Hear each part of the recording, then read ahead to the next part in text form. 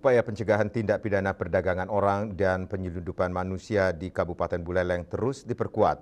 Salah satunya adalah melalui fokus group discussion yang digelar kantor imigrasi kelas 2 TPI Singaraja bersama sejumlah instansi terkait.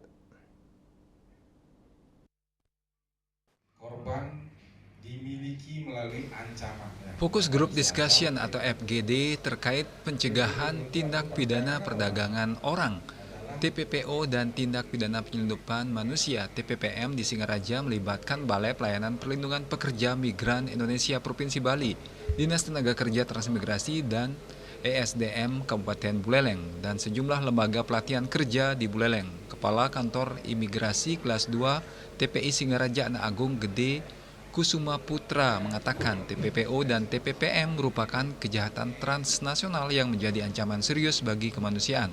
Menurutnya, modus kejahatan tersebut terus berkembang dengan menyasar masyarakat yang ingin bekerja di luar negeri. Pengawasan kami tidak serta-merta bisa maksimal karena adanya ketidakjujuran dari masyarakat itu sendiri. Sehingga kedepannya kami berharap dengan kegiatan seperti ini, masyarakat khususnya masyarakat Buleleng bisa lebih paham bahayanya apa, menjadi TKI atau PMI non-prosedural, terus juga manfaatnya apa apabila menjadi PMI prosedural secara legal. Menurutnya, imigrasi memiliki peran penting dalam mendeteksi potensi perdagangan orang, mulai dari proses wawancara, paspor hingga pengawasan lalu lintas orang di tempat pemeriksaan imigrasi.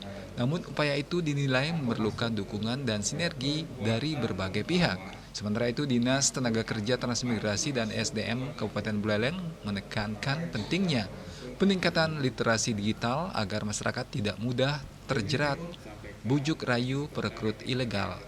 Melalui kegiatan ini, koordinasi dan kolaborasi lintas sektor diharapkan semakin kuat guna menekan kasus perdagangan orang dan penyelundupan manusia khususnya di wilayah Bali Utara.